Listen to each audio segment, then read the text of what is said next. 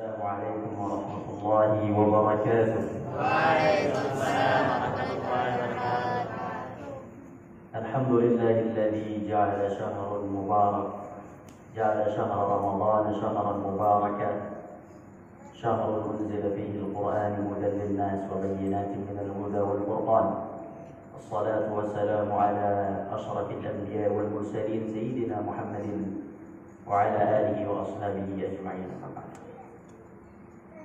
Umi yang mudah-mudahan selalu Allah berkahi dan Allah berikan kesehatan lahir dan batin. Ustaz Dewan Hamdi beserta jajaran Dewan Guru yang mudah-mudahan Allah limpahkan kesabaran dan ketabahan. Para anak-anakku sekalian, santriwan-santriwati yang sudah mulai besar, sudah mulai pintar, sudah mulai berkembang, mudah-mudahan Allah jaga kalian dan mudah-mudahan Allah bimbing kalian. Amin. Dan juga para wali santri, baik laki maupun perempuan yang sudah datang jauh-jauh, mudah-mudahan Allah jadikan amal ibadah dan mudah-mudahan diberikan ketabahan, kesabaran dalam mendidik anak-anak. Bapak Ibu yang dirahmati Allah Subhanahu wa taala. Beberapa hari yang lalu saya diminta mengisi oleh salah satu wali santri di Medland. Sudah saya panjang lebar saya isi. Kemudian ada pertanyaan. Dan ini sudah saya sampaikan kepada santri. Ada 2 pertanyaan. Pertanyaan yang pertama, ada 3 pertanyaan. Tapi yang saya ambil 1 saja. Maaf, saya ambil 2. Pertanyaan yang pertama adalah, Ustaz, anak saya di pondok, Ustaz. Anak saya ini sebagaimana yang Ustaz sampaikan. Anak saya ini kelas 2 SMA, sekarang pulang dari pondok, berada di rumah, tapi mentalnya mental robot, Ustaz. Mental robot itu gimana? Mental robot itu kalau disuruh baru jalan. Kalau diklik baru jalan. Nah, itu namanya mental robot. Kalau nggak diklik nggak jalan. Kalau nggak disuruh tidak jalan. Itu namanya mental robot. Jadi kalau azan Allahu Akbar, Allahu Akbar, nah ke masjid, itu namanya mental robot. Ustaz, anak saya seperti yang Ustaz sampaikan, masih mental robot. Padahal sudah 5 tahun di pondok itu. Siapa yang salah itu? Pondoknya, orang tuanya, lingkungannya, atau siapa aja? Kan harapan orang tua ketika azan jalan sendiri. Setelah azan zikir sendiri, kemudian doa sendiri. Itu kan harapan kita bersama. Pertanyaan yang kedua adalah, Ustaz, saya punya anak di pondok. Apakah jika anak saya di pondok sudah lepas tanggung jawab saya sebagai orang tua? Itu 2 pertanyaan penting menurut saya. Maka jawabannya adalah yang pertama, anak saya Ustaz masih bermental robot. Bermental robot. Robot itu bapakku dan ibuku. Kalau dia diklik dia jalan, kalau tidak jalan. Dan kalau makna takwa, arti dari kata takwa adalah menjalankan perintah, menjauhi larangan, maka robot lebih pintar dari kita. Dan robot lebih bertakwa dari kita. Bahkan robot lebih bertakwa dari yang hafal Quran. Karena robot kalau kita klik untuk sholat dia. Kalau kita program untuk sholat dia. Tapi kalau kita program, jangan kamu megang ini, jangan kamu makan ini, ketika dia mau makan si robot itu, kita klik ya mas, matiin, off, mati dia. Bertakwakah robot itu? Maka jawabannya tidak. Tapi kadang robot lebih bertakwa dari kita. Mengapa robot tidak bisa dikatakan bertakwa kalau hanya makna takwa adalah menjalankan perintahnya dan menjauhi larangannya? Karena takwa kata Rasulullah SAW, at-taqwa hahuna, at-taqwa hahuna, at-taqwa hahuna. Takwa itu di sini. Dan robot gak punya ini. Robot hanya punya program. Sedangkan manusia punya ini. Maka ketakwaan itu di sini adanya. Jadi kalau ada santri yang jarang ke masjid karena panggilan azan dan panggilan hati, itu namanya takwa. Tapi kalau santri, bahkan guru saya katakan, bahkan diri saya sendiri saya katakan, kalau saya harus jalan karena saya diperintah oleh orang lain, maka saya ketakwaannya dipertanyakan. Dan Bapak dan Ibuku, sebelum kita menilai anak-anak kita, alangkah baiknya kita sebagai para pendidik untuk menilai diri kita. Apakah kita generasi robot, wahai para orang tua? Apakah kita generasi robot? Atau malah kita menjadi generasi robbani? Ali Imran 97. Nanti dibuka. Itu yang pertama. Maka bagi para orang tua, alangkah baiknya untuk mengintrospeksi diri terdahulu. Begitupun Dewan Guru untuk introspeksi dulu. Apakah kita ini sudah menjadi generasi yang benar, at-taqwa wa huna, atau kita menjadi generasi robot? Kemudian yang kedua, Ustaz, apakah kewajiban saya sebagai orang tua lepas ketika anak saya sudah di pondok pesantren? Saya ketika menjawab pertanyaan ini, saya ketawa dalam hati. Cuma tak saya tampakkan tawa itu. Kemudian jawabannya ringan saja, Bapak dan Ibu. Kalau memang seorang anak yang sudah dipindahkan sekolahnya ke dalam dunia pesantren 24 jam, kemudian berpindah pula tanggung jawab orang tua kepada guru, kemudian berpindah pula tanggung jawab orang tua kepada seorang guru 100%, maka yang akan mendapatkan mahkota ketika mereka menghafalkan Al-Quran adalah gurunya, bukan orang tuanya. Kenyataannya tidak. Gurunya banting tulang. Banting tulang apa sih? Kerja keras. Banting tulang kan kalau bahasa biasanya. Gurunya banting tulang. Berbusa-busa gurunya itu, bangun itu sambil segala macam. Toh kalau dia hafal Quran yang dapat mahkotanya di surga siapa? Nah, gurunya tidak dapat. Kalau mau ngadu sama Allah. Kalau bapak mau lepas tanggung jawab, kita ngadu sama Allah. Ganti dong Allah, ini kasih gurunya aja. Gurunya yang ngajarin tahsin dari nol sampai bagus, sampai jadi imam dan seterusnya. Tapi ternyata yang diberikan mahkota itu siapa? Bukan gurunya, orang tuanya. Artinya apa? Artinya bahwa kebaikan anak kembali ke orang tua sebagaimana sebagaimana keburukan orang tua. Keburukan anak akan kembali kepada orang tua. Maka tidak bisa dilepaskan Bapak dan Ibu antara anak dengan orang tua. Suami istri bisa berpisah, anak dengan orang tua tidak bisa. Kakek, maaf, abang dengan adik boleh berantem, sebagaimana Qabil dan Habil anaknya Nabi Adam berantem. Tapi anak dengan bapak sulit rasanya untuk dipisahkan, kecuali yang satu muslim dan yang satu kafir. Maka oleh karena itu Bapak dan Ibu, saya sampaikan, ada sekitar kurang lebih 30% kewajiban pondok dalam mendidik, 70% yang tetap dipikul oleh orang tua dan tidak akan berpindah. Apatah lagi nama seorang ayah yang berada di belakang nama sang anak. Nama saya Rahmat Ridwan Lubis bin Muhammad Rizal Lubis.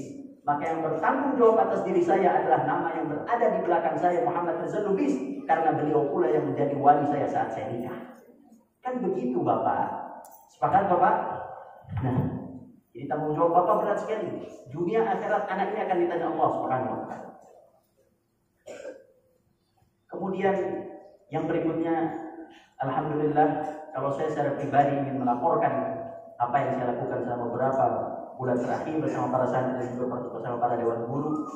Insya Allah anak-anak ini di pondok ini kita mendidik dengan kesadaran, dengan hak taqwa hauna, bukan dengan kekerasan, pengekangan dan seterusnya. Namun kadang-kadang masih ada orang tua yang beranggapan berbeda. Ya, tapi saya sampaikan itulah jalan dakwah saya. Jadi kalau ada berita internasional saat ini adalah perang antara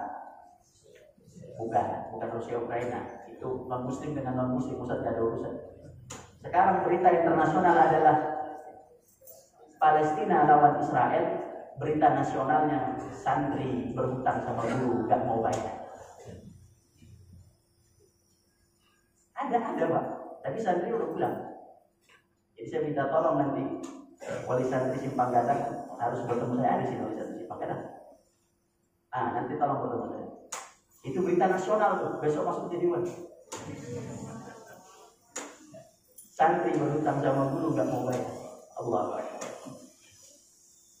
Baik, Bapak dan Ibu sekalian, nanti Bapak dan Ibuku saya membuat sebuah event mungkin 3-4 hari sebelum ini.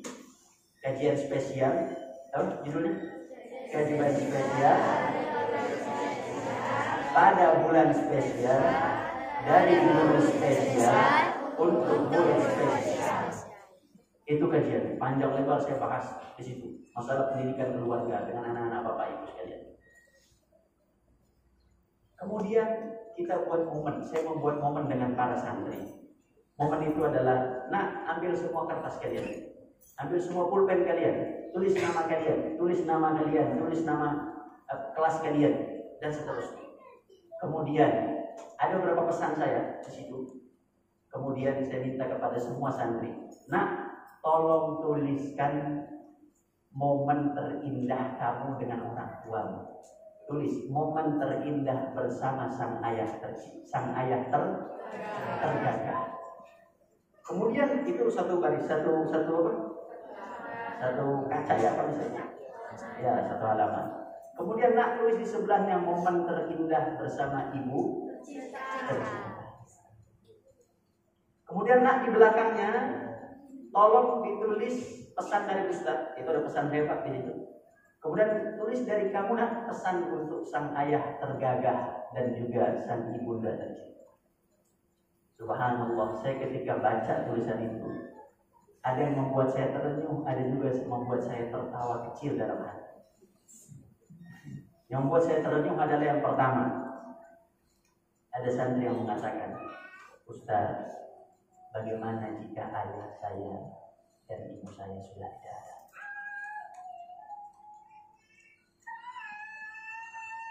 Kenangan apa yang mau saya tulis? Berkaca-kacalah anak itu bertanya kepada saya. Kemudian saya sampaikan, kamu diasuh siapa nak? Saya diasuh saudara. Tulislah saudara, pesan untuk saudara. Tapi ketika dia mengumpulkan kertas itu, ternyata dia tidak menulis momen terindah dengan saudaranya. Dia tetap menulis momen terindah dengan orang tuanya. Dan kalimatnya hanya simpel saja. Satu kalimat tulisan besar. Momen terindah saya dengan ayah saya adalah bertemu di dalam mimpi. Allah. Bertemu di dalam. Itu yang membuat saya terenyuh. Ada juga yang membuat saya tertawa sedikitlah dalam hati. Punya orang tua, punya bapak, punya ibu, suruh nulis momen terindah bersama bapaknya, bersama ibunya, pulpennya nggak jalan. Betul, nggak saya sebut namanya itu, saya tahu. Nggak ada itu, bapaknya ada, ibunya ada, suruh tulis momen terindah sama bapak ibumu, nggak jalan. Artinya apa? Bapaknya nggak ada di memori anaknya, ibunya nggak ada masuk di memori anaknya. Lantas masuk siapa yang ada di memori sang anak? Mungkin pacarnya. Enggak, saya katakan betul. Ini PR buat orang tua. Dan itu ada beberapa. Di Ikhwan khususnya. Ada beberapa. Kan tanda-tanda besar. Kok orang tua nggak hadir dalam dunia anak itu kemana? Ibunya juga nggak hadir itu kemana? Saya nggak tahu. Ada juga yang curhat di dalam itu. Saya suruh nulis momen terindah, mana curhat? Ya, saya nggak cerita curhatnya. Macam-macam lah itu bapak ibuku. Nanti bapak dan ibuku dapat surat itu. Dan itu syarat perpulangan. Jadi siap-siap nanti diterima. Jadi surat itu saya sebut surat cinta dari sang anak untuk orang tua. Bukan tulisan saya, Pak. Saksi ini, saksi. Wah, ratusan saksi. Bukan tulisan saya, itu tulisan anak bapak, dari hati anak bapak untuk bapak dan untuk ibunya. Kalau surat dari saya ada sebagai pengantar di depan. Syukur udah jadi. Ya, surat saya di depan, baru di belakangnya surat dari anak bapak ibu untuk bapak ibu. Di situ ada tanda tangan anak bapak ibu dan ada tanda tangan saya, ada cop pesantren resmi. Di surat saya juga ada tanda tangan saya, ada cop saya. Dan kalimat di surat saya nanti tolong dibaca. Ada beberapa poin besar di situ. Kalimat dalam surat saya di paling bawah. Kalau masih, saya coba cek dulu surat ini masih ada enggak. Kalimat di paling bawah itu simpel saja saya sampaikan. Demikian surat dakwah ini kami sampaikan dan kami sangat berharap balasan surat pendidikan keluarga ini dari wali santri dengan tulisan tangan. Wassalamualaikum warahmatullahi wabarakatuh. Tepuk tangan untuk kita semua.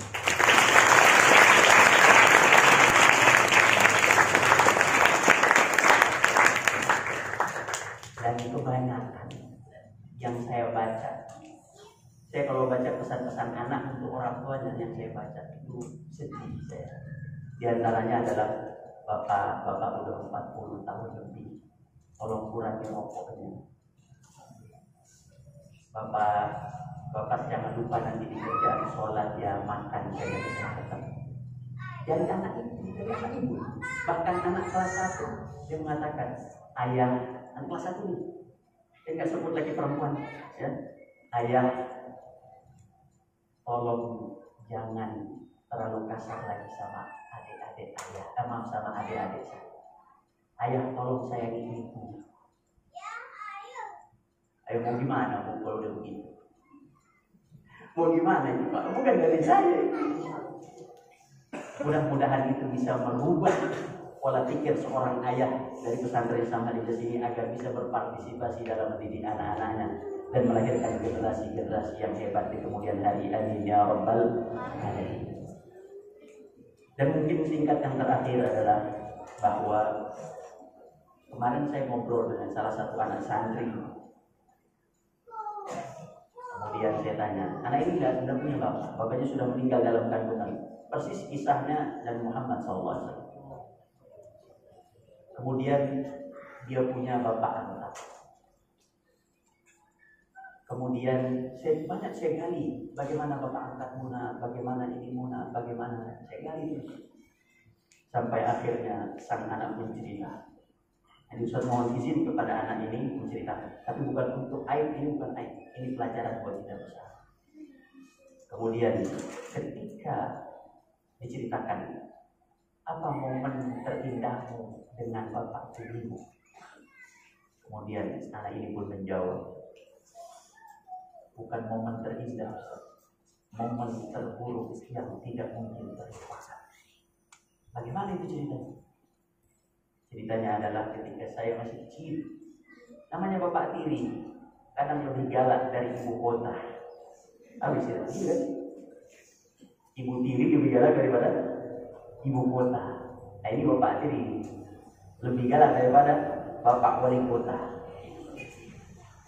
Waktu saya kecil, namanya anak kecil, main-main api saya.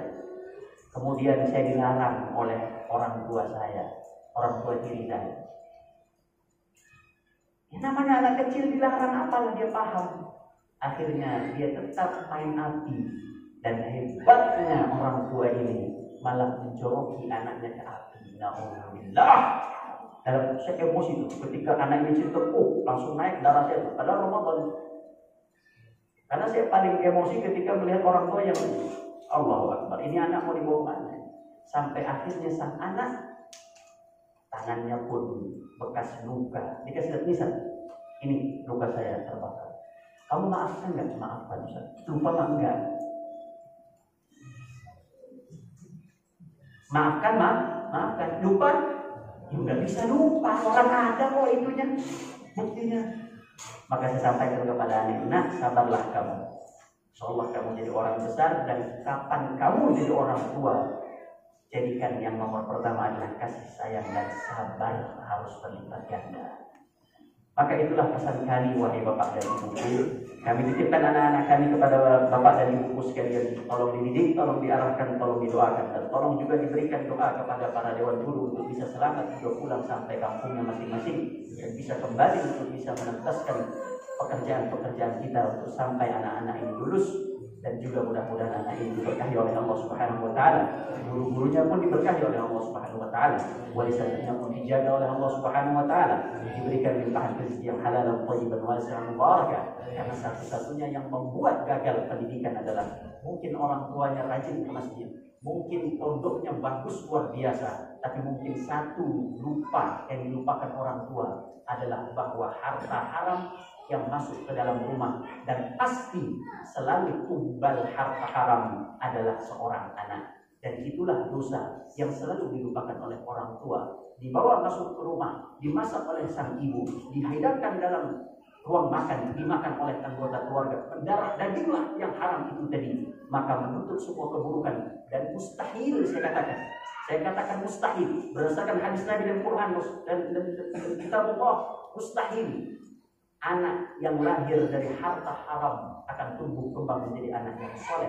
Tidak mungkin, saya katakan, karena memang selalu tumbalnya adalah anak. Jadi kalau ada permasalahan dengan anak, dan saya hadapi permasalahan anak di pondok ini, baik yang masih ada maupun yang sudah saya keluarkan, sampai ada memohon-mohon kepada saya, dan itu adalah saudara saya katakan tidak, karena pelanggaran sudah terlalu besar. Kemudian dia pun memohon-mohon, dan saya katakan tidak, dan saya bisa mempelajari orang tuanya. Ternyata memang dalam rezeki orang tua itu terdapat sebuah hal yang syubhat, sebuah harta yang tidak jelas kehalalannya. Maka oleh karena itu, kalau harta halal saja bisa menjadikan orang berantem, apa itu harta halal bisa menjadi orang berantem? Warisan.